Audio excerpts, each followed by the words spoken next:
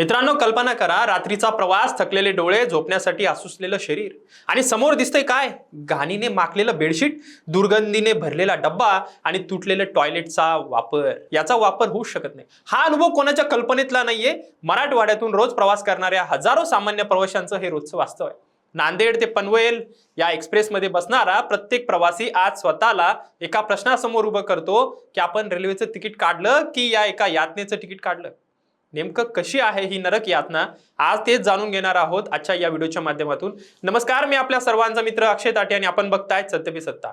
प्रश्न तुमचे, आवाज आमचा. नांदेडच्या अनेक लोकांचे मला कमेंट्स आले की तुम्ही याबद्दल नक्की आवाज उठवा आणि आज आपण तेच बघतोय. आज पुन्हा एकदा घेऊन आलोय मराठवाड्याच्या वाटेला आलेली एक मोठी रेल्वे समस्या. नांदेड ते पनवेल एक्सप्रेसची अस्वच्छता.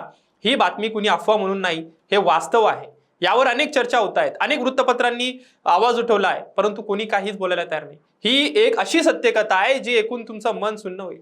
नांदेडहून हजारो प्रवासी पुण्याला जाण्यासाठी हीच गाडी वापरतात.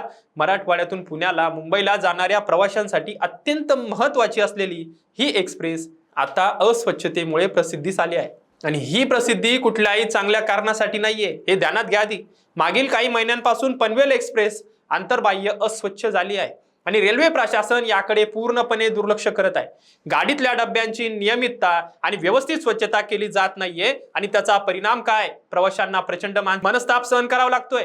गाडीतील स्वच्छतागृह अत्यंत घाण अवस्थेत असतात, त्यामुळे संपूर्ण डब्यांमध्ये तीव्र दुर्गंधी पसरलेली असते आणि सामान्य आणि शयनयान डब्यांमध्ये तर दुर्गंधींमुळे प्रवास करणं प्रवाशांना अशक्य झालंय.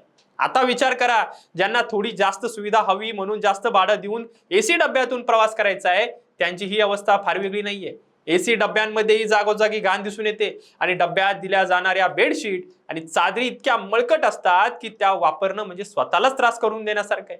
आता प्रश्न पडतो की ही परिस्थिती इतकी हाताबाहेर का गेली, आणि याचं उत्तर लपलेलं आहे एका तांत्रिक पण प्रवाशांच्या जीवावर बेतणाऱ्या व्यवस्थेमध्ये. त्याचं नाव आहे रेक शेअरिंग. हो, जे मागे आपण व्हिडिओ बनवला होता ना, त्याच व्हिडिओचा हा उत्तर आहे आणि त्याच व्हिडिओमध्ये अनेकांनी कंप्लेंट्स केल्या होत्या. नांदेड पनवेल, नांदेड हडपसर आणि हडपसर छत्रपती संभाजीनगर एक्सप्रेस या 3 गाड्यांचं एक एक रेक वापरलं जातं. म्हणजे एकच गाडीचा संच 3 वेगवेगळ्या गाड्यांसाठी सतत फिरत राहतो आणि यामुळे काय होतंय, या रेकला कधीच पुरेशी विश्रांती मिळत नाही आणि एकाच रेकवर इतक्या गाड्यांचं ओझं आल्यामुळे मेंटेनन्स आणि तांत्रिक तपासणीसाठी आणि अंतर्गत स्वच्छतेसाठी रेल्वे कर्मचाऱ्यांना पुरेसा वेळच मिळत नाही. हा प्रश्न केवळ अस्वच्छतेपुरता मर्यादित नाही. बंधू भगिनींनो, या रेक शेअरिंगच्या तांड्यामुळे आणि त्रासामुळे रेल्वेची संपूर्ण परिचालन व्यवस्था विस्कळीत झाली आहे. नांदेड हडपसर आणि छत्रपती संभाजीनगर एक्सप्रेस या 3 गाड्यांचं वेळापत्रकही यामुळे बिघडलं आहे. साधारणपणे 650 ते 750 किलोमीटर प्रवास करणाऱ्या नांदेड हडपसर आणि नांदेड पनवेल या दोन्ही गाड्यांचं रेक शेअरिंग ठेवून इतर रेक शेअरिंग टाळण्याची अत्यंत आवश्यकता असल्याचं आता स्पष्ट दिसतंय. आणि या सगळ्या त्रासाला तोंड देणाऱ्या सामान्य प्रवाशांची व्यवस्था ऐकली का तुम्ही कधी? डब्यातल्या अस्वच्छतेबाबत जेव्हा त्यांनी रेल्वे प्रशासनाकडे तक्रार नोंदवायचा प्रयत्न केला, तेव्हा गाडीतल्या अटेंडन्सकडून त्यांना उद्धट आणि उडवाउडीचे उत्तर दिले गेले. टीसींनी तर डायरेक्ट झापून टाकलं. विशेष म्हणजे या संपूर्ण प्रकारात प्रवाशांना मदत करण्याऐवजी टीटींनी देखील असहकार्याची भूमिका घेतल्याचं व्यापाऱ्यांनी मला तीव्र संताप व्यक्त केला आहे आणि कमेंटमध्ये सांगितलंय. या कमेंट जेव्हा वाचतो तेव्हा खरंच दुःख होतंय. हे फक्त एका डब्यापुरतं नाहीये मित्रांनो. या 3ही गाड्यांचा रेक शेअरिंगच्या पायात पाय अडकल्यामुळे केवळ अस्वच्छता वाढलेली नाही, तर या 3ही गाड्या नेहमीच कमालीच्या अनियमित धावत आहेत. त्यामुळे या 3ही गाड्यांचं वेळापत्रकही पूर्णपणे बिघडलेलं आहे. अपेक्षा प्रवासी वर्गाकडून व्यक्त केली जाते की हडपसर हिंगोली एक्सप्रेस सोबत मध्य रेल्वेचा विशेष अधिकाऱ्यांनी रेक शेअरिंग करण्याआधीच सुरू असलेला सुसह्य प्रवास आता अत्यंत असुसह्य झालाय. मराठवाड्यातील सर्व लोकप्रतिनिधींनी, खासदारांनी, आमदारांना मी विनंती करतोय, या अन्याय प्राधान्याविरुद्ध आवाज उठवावा, योग्य पावलं उचलण्यास भाग पाडावं अशी मागणी अनेक प्रवासी करतायत. प्रश्न असा आहे की मराठवाड्यातून प्रवास करणाऱ्या सामान्य माणसाला नेहमीच दुय्यम वागणूक का दिली जाते? आपला मराठवाडा प्रत्येक आकडेवारीत दिसायला हवं की प्रत्यक्ष सुविधांमध्ये? आपल्या आजी आजोबांना, आपल्या कष्टकरी बांधवांना, शेतकऱ्यांना स्वच्छ टॉयलेट आणि स्वच्छ चादर मागण्याचा अधिकार नाहीये का? हा प्रश्न फक्त एका गाडीचा नाहीये, हा प्रश्न मराठवाड्याच्या आत्मसन्मानाचा आहे, तिथल्या प्रवाशांचा आहे.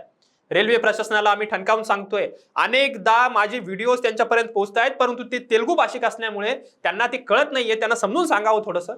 ही दिशाभूल आता बंद करा. नांदेड पनवेल एक्सप्रेसची स्वच्छता तातडीने सुनिश्चित करा. रेक शेअरिंगचं हे जाळं सोडवा आणि मराठवाड्यातील प्रवाशांना त्यांचा हक्काचा सन्मानाचा प्रवास द्या. वरिष्ठ रेल्वे अधिकाऱ्यांनी या प्रकरणात त्वरित लक्ष घालणं खूप गरजेचं आहे. गाडीची स्वच्छता आणि वेळापत्रक दोन्ही सुधारावं ही आमची ठाम मागणी आहे. तुम्हालाही असा अनुभव आला असेल तर तुम्ही निश्चितच आवाज उठवा, कमेंटमध्ये बोला आणि व्हिडिओ जास्तीत जास्त शेअर करा. त्या अधिकाऱ्यांपर्यंत, त्या खासदारांपर्यंत, त्या आमदारापर्यंत पोहोचवा. अरे बाबांनो, आवाज उठवा. व्हिडिओ आवडला असेल तर लाईकच नका करू, तर शेअर सुद्धा करा आणि मराठवाड्याच्या हक्काच्या या प्रत्येक लढाईत आमच्या सोबत या. आणि चॅनल सबस्क्राईब केलं नसेल तर आत्ताच करा, कारण रेल्वेची अपडेट आणि पूर्ण राजकीय अपडेट फक्त इथेच तुम्हाला बघायला मिळते. या ॲलर्जीचा फार त्रास होतो.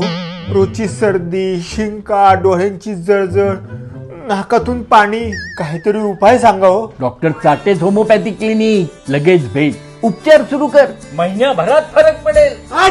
सत्य. संपर्क 9595727107.